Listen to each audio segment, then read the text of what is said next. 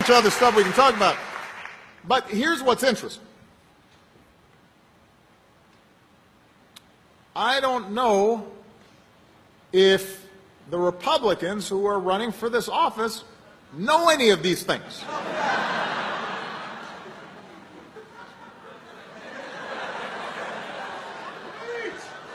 Because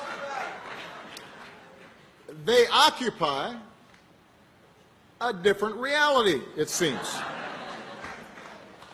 According to them, everything was really good in 2008, when we were going through the worst economic crisis in our lifetimes. Unemployment and uninsured rates were up, and we were hopelessly addicted to foreign oil, and bin Laden was still on the loose. This apparently was the golden age that I messed up. I messed it up.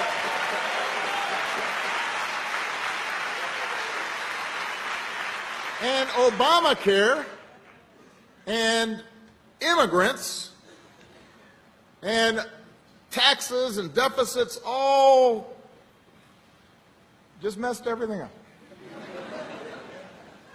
And they're so glum. They're really so frustrated.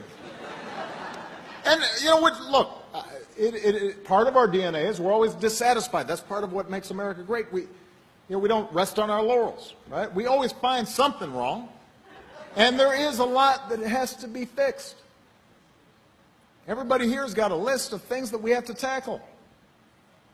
But maybe what makes us a little different as Democrats is we try to base our analysis on facts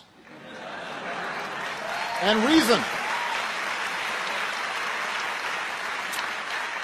So we don't look at the evidence and see that every time a Democratic president's been in office, the economy seems to be doing a little better than when the Republicans in office, and we don't automatically say, well, you just have to vote for a Democrat every time. On the other hand,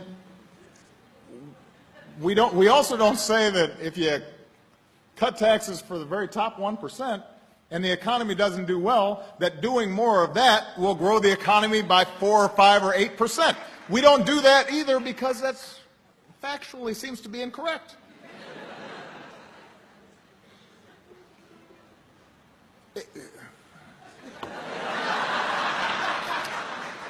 They want to repeal the Affordable Care Act. I know that's shocking and kick millions of people off their health insurance. But when you ask them, well, what is it that is so bothering you about people having health insurance? They can't tell you. Because originally it was, well, it's never going to work. All right, so then it started working. Then they say, well, it's going to blow up the deficit. And it's not blowing up the deficit. And then they said, well, you know, it's going to drive everybody else's premiums up, but that hasn't happened. So at some point you'd think they'd say, well, maybe we should just try to work to make health insurance even better, right? Right? Right.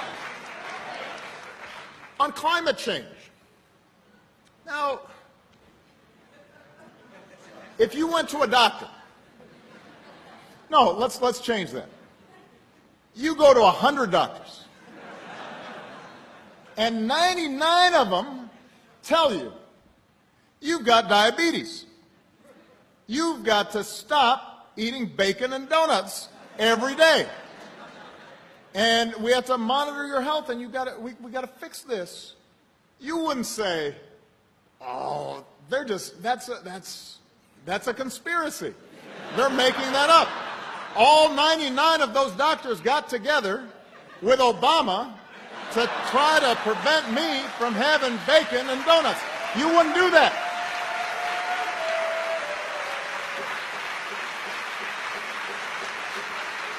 That's not what you do. There's not a single person who would do that.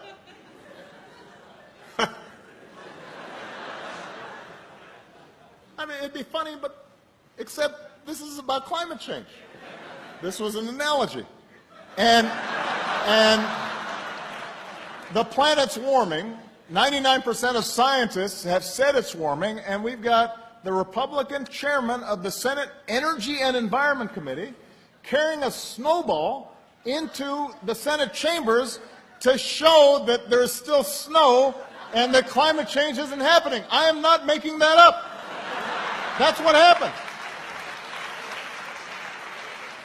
That's what happened.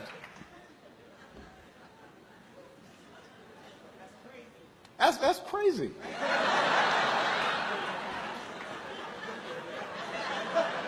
I was going to quote Kanye, but I can't because this is a family audience. But it's cray.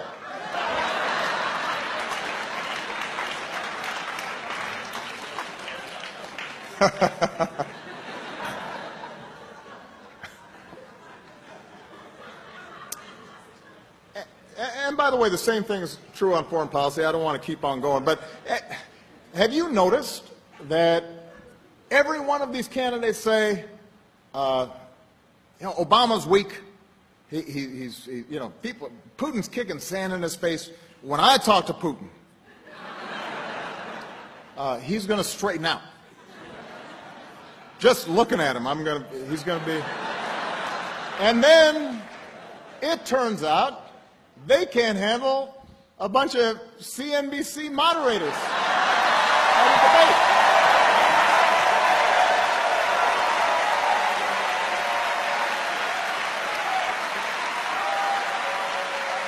I mean, let me tell you,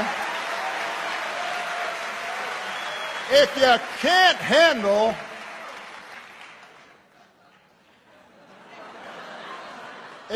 handle those guys,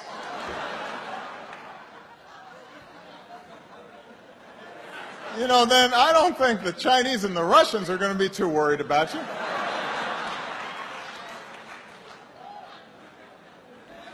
Anyway.